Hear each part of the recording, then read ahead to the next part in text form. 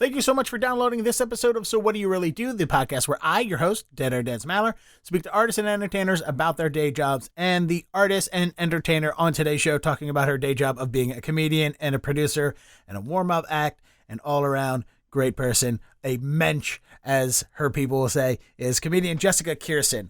This is an interview that came about in collaboration with the work that I do with Dig Boston, so you can also go to digboston.com or pick up a print news version of this conversation anywhere in the Boston area where you see a box containing Dig Boston newspapers. Jessica Kirson could not have been any more nice and gracious with what little time she had. This is how I know somebody's going to be a good person. When they reply to me, I reached out to her management about doing this interview to help promote her and Rachel Feinstein's upcoming prank call album and her appearance at Laugh Boston September 17th and 18th. And not only did her publicist get back to me, Jessica got back to me directly in person. And I love scheduling these things with the person in question because it makes things a lot easier instead of the back and forth nature of telling the publicist when I have available times and then getting back to me when they have available times. And of course, inevitably, it all happens almost every time somebody forgets to adjust for East Coast or West Coast, whatever time, and the times end up not working out well. Jessica and I actually did this conversation via the phone because that worked out more advantageously for her. And of course, I have my home studio that is set up and has been set up for a long time to take phone calls, so it was not a problem. We fixed the audio a little bit, so it shouldn't sound too much like a phone call, but phones this day sound so much better now than they ever did.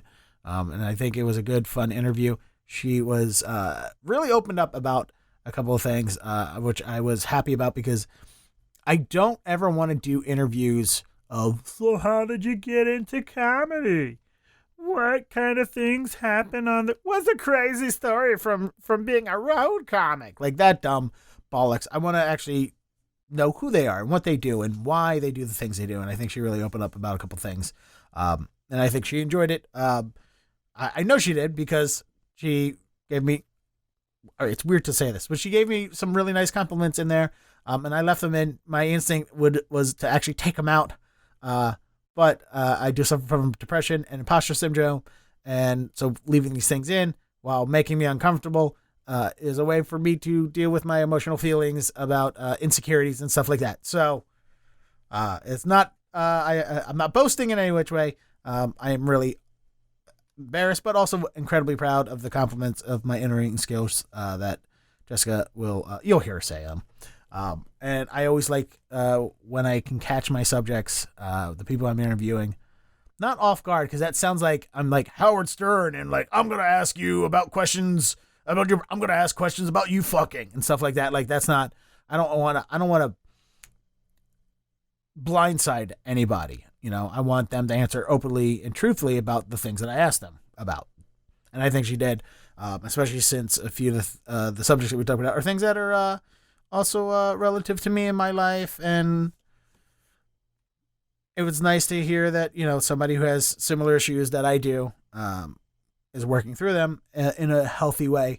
Gives me hope that I can also be more healthy in some of the things that I do that is not the best for me.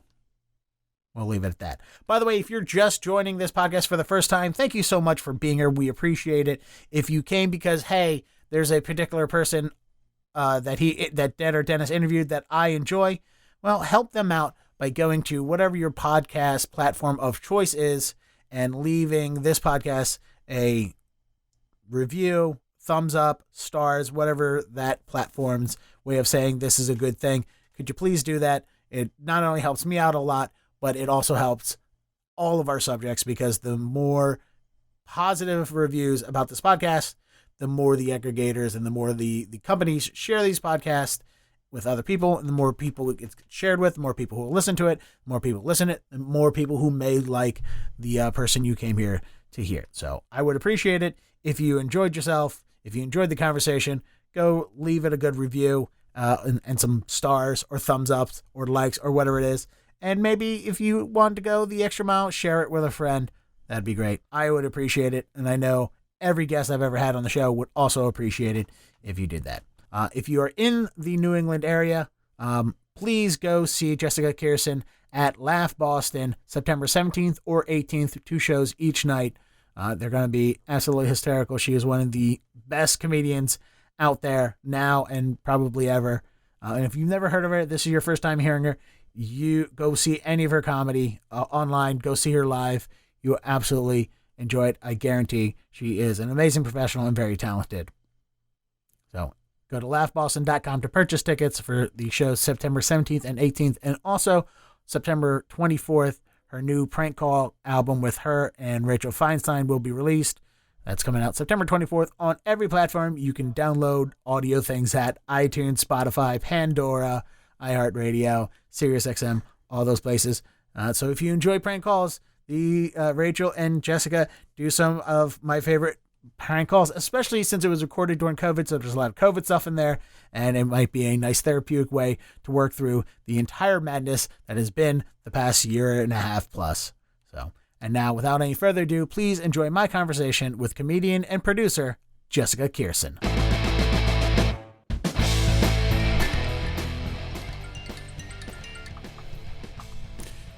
Hello, Miss Kirson.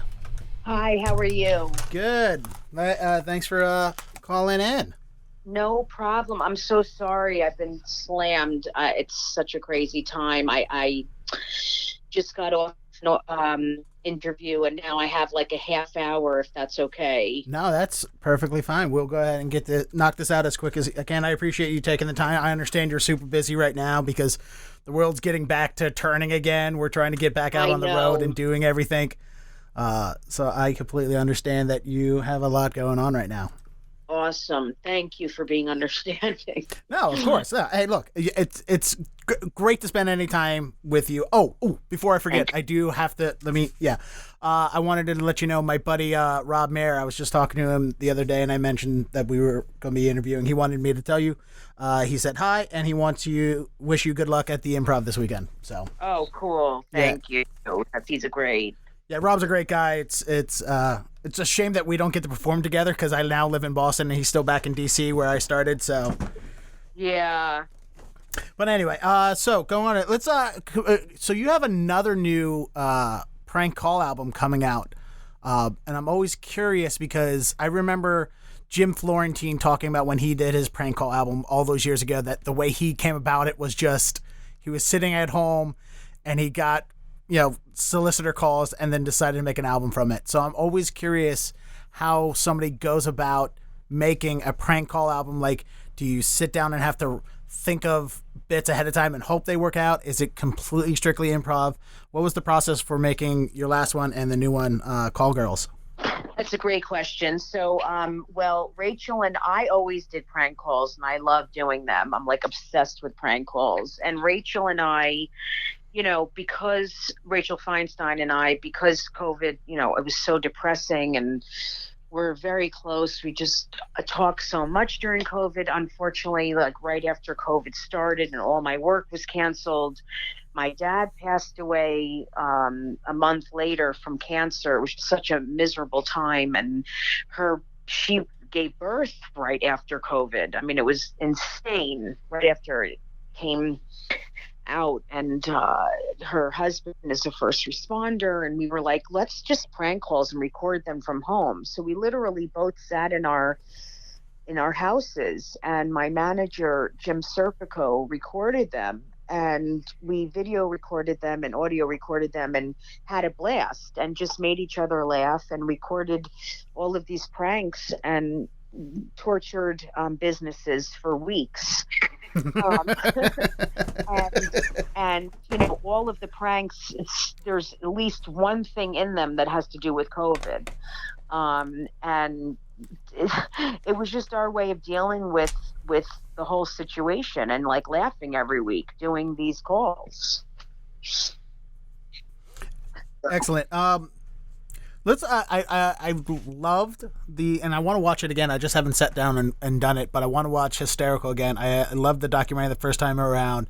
I love that it was introducing every comedian, and then you guys jumped in to the story of some of the things that women have to deal with and using that narrative on the second half of it, because it felt so good to watch the first half where you're just meeting all these. Now, I'm familiar with all these comedians because I am a comedian myself and a comedy fan. Mm-hmm. So I knew who all these people were. But as a viewer standpoint, I thought it was great that you guys opened the first half of it with just, here are so many various different female comedians.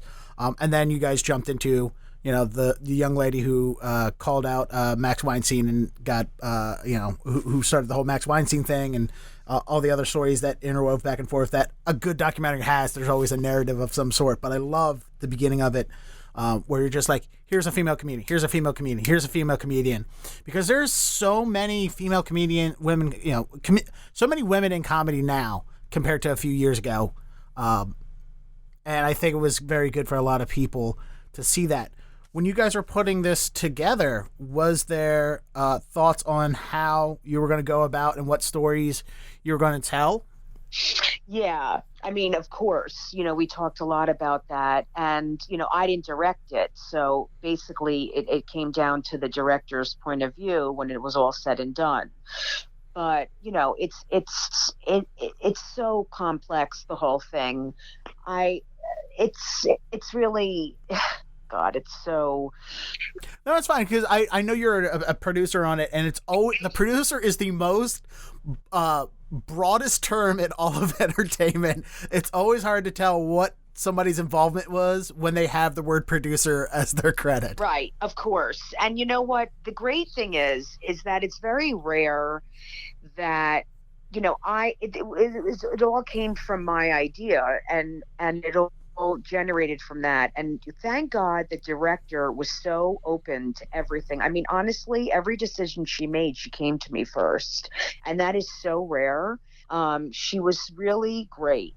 She, a lot of times the director doesn't even take the suggestions from the producers, and they don't even they just do whatever they want to do, and they twist things around, and they're so egotistical. And Andrea Nevins was so so curious, and so she didn't have a lot of ego at all, and she was just so you're the expert, what you're talking about. And she really listened to us and was so curious, and I'm so grateful for that.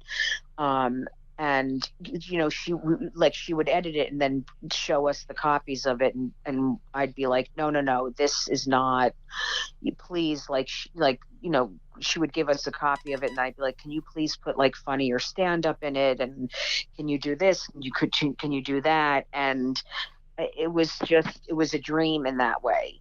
I just have to say, I'm actually amazed, even since the movie came out and everyone was so enlightened, and so many comics were like, oh God, and even male comics were like, this is incredible, and I'm so blown away by it. And so many people were like, I cannot believe what female comics go through, and their eyes were open to so many things. I'm looking at all these lineups recently, and I'm like, what the fuck is going on? Things are honestly even kind of worse than they were. I'm not talking about in New York, but God, in LA, I'm looking at these lineups and I'm like, what's happening? I'm not even seeing one woman comic. I'm like, what? In New York, it's good. There's a lot of women on lineups in New York, but in LA, I'm like, is something going on where they're purposely not booking women? It's really incredible. I'm not going to try and claim to be a woke person or a feminist or anything like that, but I notice it myself too. I'm not a woke person. I'm actually pretty in the middle on a lot of stuff. I'm not a lot of that stuff drives me crazy. But I'm really are they purposely not booking women? What is going on? It sometimes feel that way. This weekend I called the Cavalcade of White Men Comedians this past weekend, where it's we had an early show that was 3 white guys, a 5 o'clock show that was all white guys. The Friday, the Wednesday show earlier that week was 3 white guys. The weekend show was 2 white guys and 1 white woman. I'm like, geez, can we get a little bit of change? Yeah, it seems that way. Yeah. I don't know if it falls under maybe you notice this, or maybe you can speak to it, or maybe it just makes you as worried. Is it is it the people booking, or is it just sometimes harder to find? No, it's not hard to find female comedians. It's not hard to find female comedians. So that's not the excuse. And I'm very realistic and I'm not an angry female comic. I get a shitload of work. So I'm not resentful. I'm not bitter. I get an enormous amount of work because I'm a funny female comic. I'm a funny comic, period. So I am not lacking in work. I am every day I'm turning down a shitload of work. So I'm That's not great. coming from a place of I don't get enough work. I'm a female comic and I don't get enough work. I get an enormous amount of work and I'm very grateful.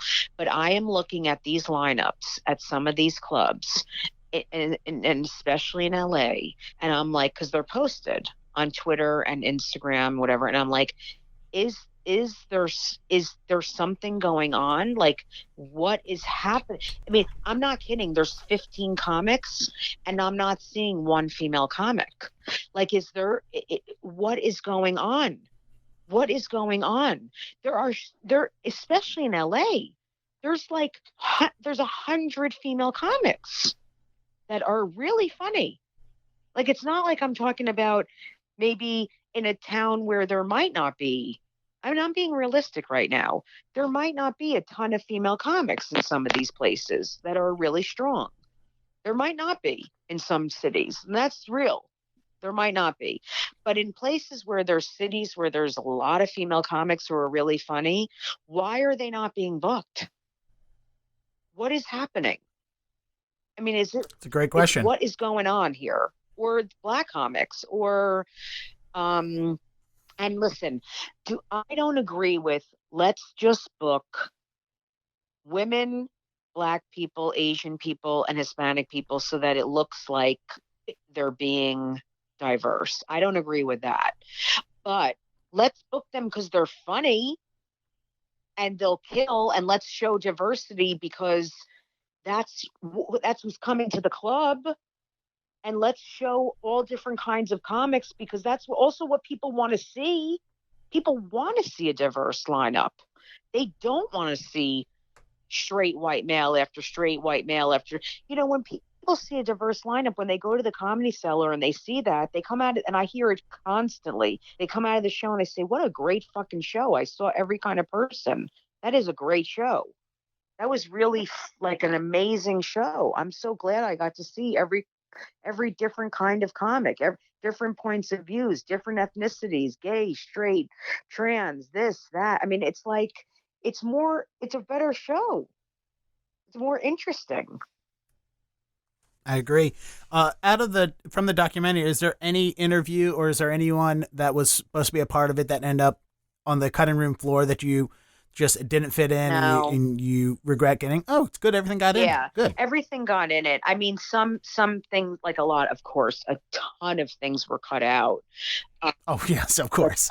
But was there anything like specific, like we really wish we could have gotten this in, but No.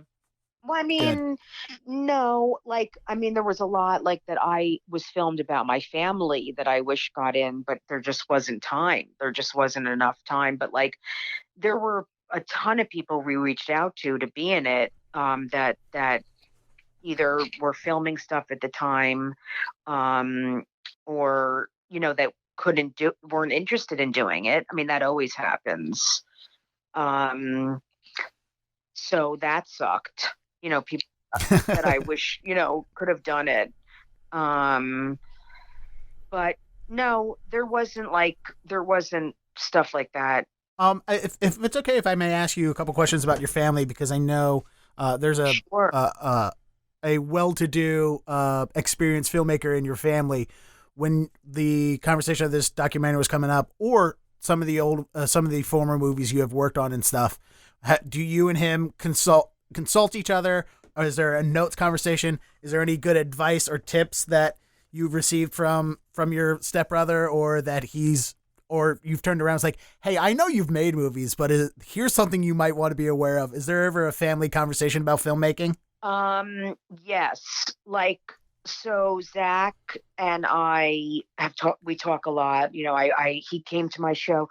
Excuse me. Zach has been coming to my shows at the Comedy Cellar every week, actually, because he's in town in New York. He's about to film a movie in our hometown in Jersey, with Oh, actually nice. a drama, very serious drama, with his girlfriend Florence, and then Morgan Freeman and Molly Shannon. And he loves coming to the Comedy Cellar. He loves coming to stand-up shows. So he came with my mom the past couple of weeks, and my sister came last week. And so it's really fun. It's really great to have my family come to my shows.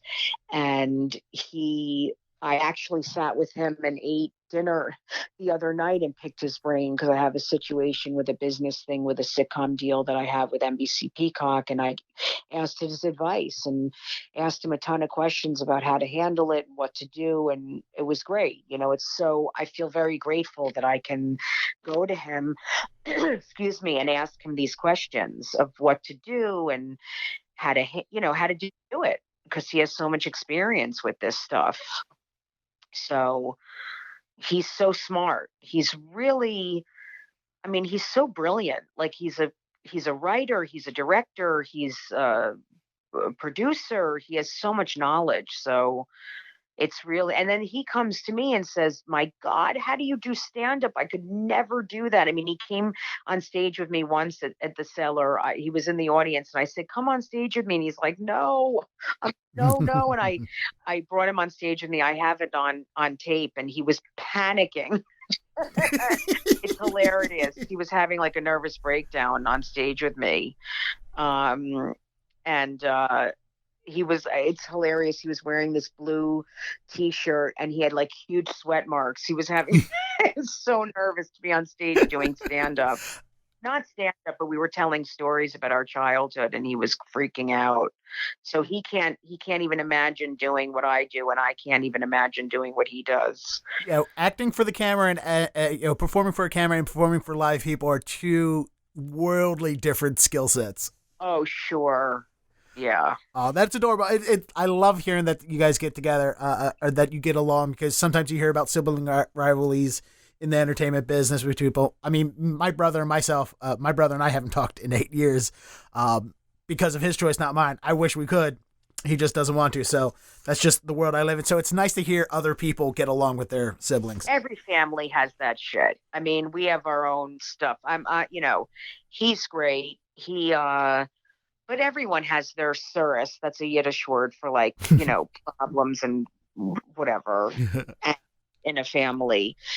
Of course, there's politics stuff in my family. There's always like stuff that goes on and different things that happen. But with him, it's cool. It's definitely good. Excellent. And I Yeah. know your mother is a therapist. You've talked about it in your stand up. It's a known thing.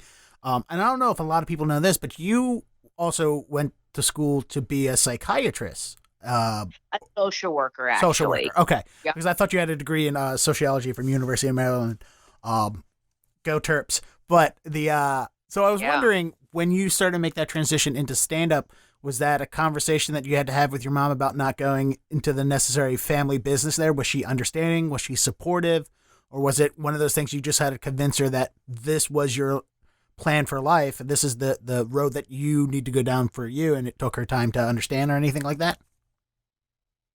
So I went to school to be a social worker, and then uh, went to NYU. It was a fortune. When I told my parents that I was going to be a stand-up comedian, they were like, "Are you out of your mind?" Like, it was literally out of my mind. But they also knew how funny I was. I was always I had the gift of being funny. And that sounds egotistical, but if anyone knows me and follows my career, they know I'm filled with self-hatred. Part of the reason why I'm funny, the major part of why I'm funny.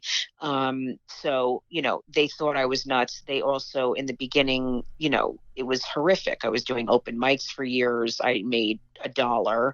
I would do these shows in the city at clubs and make $10, $15. They were like, "What? what is this? Like, how could they pay you that much to do stand up at a comedy club? Like, they couldn't wrap their brains around that.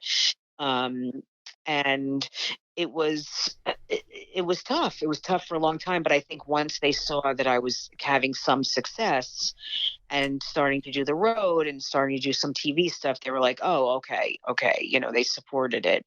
But also, my mom, it's interesting. My parents, I don't know. I come from a pretty cool family and pretty cool parents. Like they understood the arts. They always were like, they both did theater growing up. Like they were in community theater. They always supported Broadway and this and that, and they kind of got it. They weren't. I don't know. They kind of got that and they saw that I was good at it, even though, like, even if I bought, like, they saw I had potential from the beginning. So they supported it. So I was pretty lucky that way. I don't think you should sell yourself short when you're talking about, Zach being able to do all these other things, because you yourself have a multitude of talents in the comedy business. Yeah. Not only you stand up, you've been a writer, you've consulted on different comedy movies and stuff like that. Mm-hmm. And just in comedy itself, emceeing is a completely different skill set than featuring, which is a completely different skill set than headlining. And of course, you do comedy in different places like private shows. Mm-hmm. You've done warm-up act, as I've understood. When you go into these different versions of comedy, Mm-hmm. do you have to be aware of the medium you are and change some of the way you do things to fit the place that you're in? That's a great question. And, a lot of times I just want to say I do forget all the things that I've done. And I've done a lot of shit in this business. And I really have. I mean, I did warm up for years for television. I did it for the Mike and Juliet show, which was a morning show for Fox, which I met, oh my God, on a daily basis. I worked with, this is incredible, but I worked with Geraldo and Judge Janine. I mean, it's crazy that I worked with these people on a daily, and they weren't who they were then, who they are now. They were great. And I met a ton of celebrities. I mean, I did warm up for the morning show the first day Taylor Swift was ever on television. She was on the Mike and Juliet show. I met tons of people on that show. And I worked for The View for a long time doing warm up. I worked on Bethany and Anderson Cooper, and then I did cruise ships for years, and I did college tours for years. And I've done Orthodox shows many, many, many times on the road, and done so many different things. And yes, I've produced for a lot of things, and I want to start getting into directing, and I love doing that. You can't just depend on just doing stand up anymore. If you want to really be successful in this business and make money, you have to do a ton of different things. So I love doing that. And I've had to learn, if you want to make money, I'm talking about, and really make a good living, you have to learn how to do stand up, do different audiences, and adapt. And I've had to learn how to be very, very clean, to do colleges and corporate gigs and Orthodox shows and all these different things. And I've made that decision.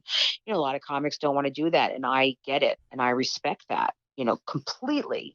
But because I have kids, and because I've wanted to make money and save money and retire one day, I've decided to clean up my act at certain times, and appeal to different audiences at different times. Like when I do an Orthodox show, I don't come out not because I care what they think of me at all, but because I know if I do, I'm going to struggle for an hour.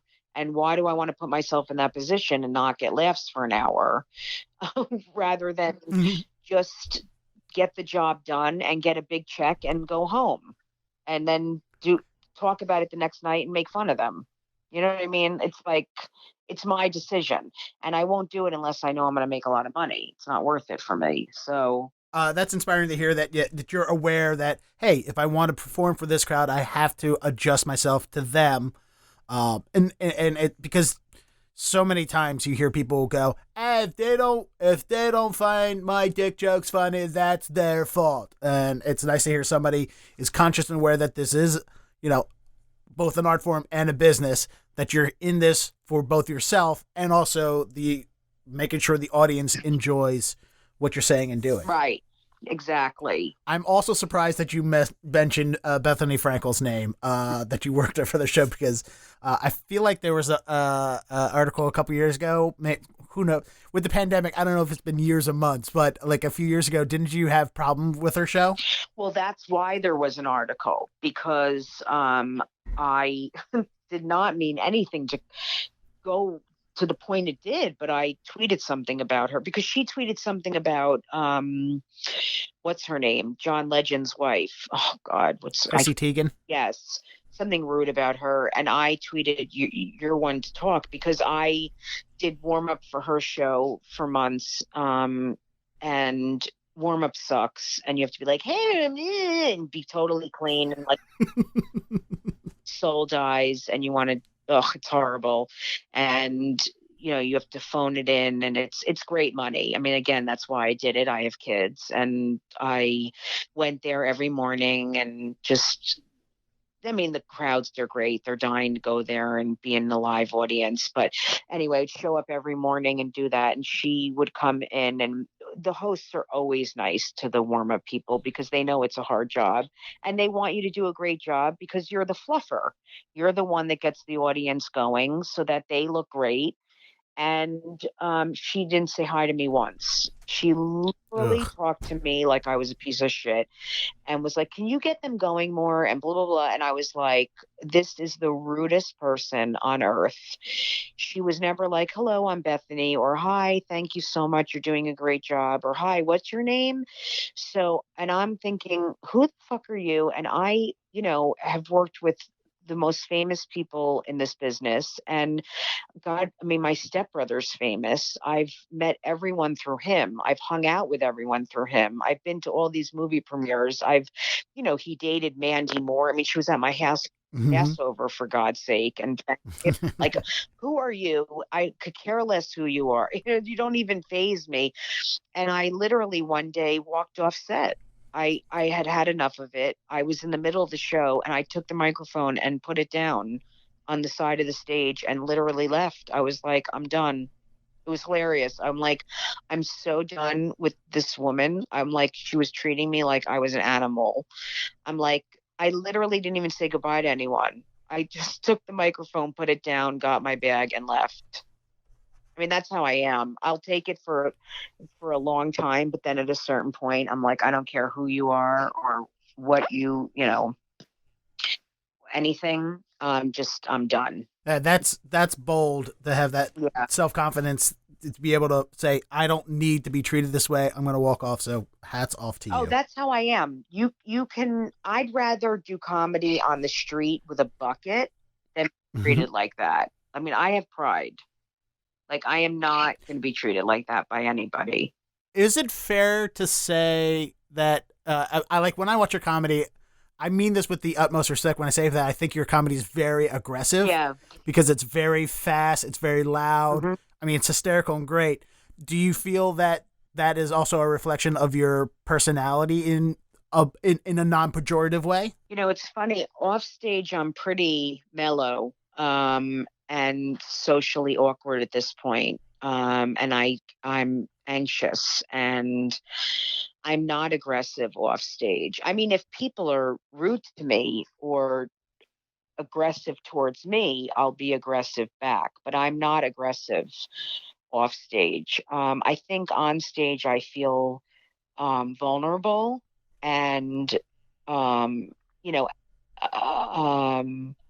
like naked. You know what I'm saying? So I feel more aggressive and, uh, I feel more powerful, of course, like standing on stage with a microphone. And, but there's also times on stage when if I'm doing a long set, there's times when I'm really mellow and quiet, and there's times when I turn around and I have my back to the audience and I do that internal monologue. I'm very inward. And there's times when my stand up is pretty mellow. It's interesting. I have all different styles on stage, but the clips that people see online are very aggressive, for the most part, but it's not always like that. And the last question I'll ask you, since you opened up about being vulnerable, after this question, we'll let you get back to your other activities that you need to get done today. Is since you're talking about being open and vulnerable, one of the things that I relate to because I have similar issues is I love that that you open up about your struggles with food addiction and some of the weight issues you've experienced over your life. Is it important to you personally and your growth as a person and getting through these issues to talk about this stuff on stage? Or have you only been able to talk about this on stage because you have dealt with these demons, so to speak, in your life already? You're a great interviewer, by the way. Thank you. This clip is going on my wall of compliments. Well, I'm not saying it even just to be nice. I've done hundreds, if not 1,000 interviews, and you're a very good interviewer. So you deserve to be told that. And when I feel that someone deserves a compliment, I always say it because people don't compliment people enough. And you really are a great interviewer. So everyone should hear that, and everyone should spread the word about your podcast.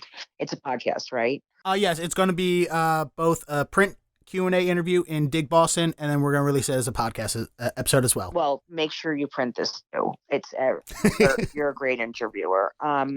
And yes, I feel that it's very important to talk about my food issues because it's a demon for me. And it's funny. It's funny you even asked that question because someone said to me, everyone says to me, "You've lost so much weight, and why do you talk about food so much? And you don't need to talk about it so much. And you look so great. And why do you?" And it's like, yeah, guess what? I need to talk about it a lot because I deal with it every single day. It's a major addiction for me. It's a huge source of pain in my life and stress. It's something that I've had so much history with from a very young age. I've had trauma around it. I was put on diets from the age of probably 8 years old. I have dealt with a ton of stuff with food addiction, and I struggle with it every single day, every day, all day. I have to make decisions around it, and I constantly want to act out with food, and I constantly want to hurt myself with food, and it's really hard for me. It really is. And even this morning, I wanted to eat bad food and had to really not do it and say, Jessica, don't do it. Don't eat that. You're going to feel bad, try to make good decisions. And it's really hard. It's really, really hard for me every day. And tomorrow I'm flying to DC to go on the road for 4 days. And it's going to be very hard for me to be in a hotel. And, I want to hurt myself with food. I really do.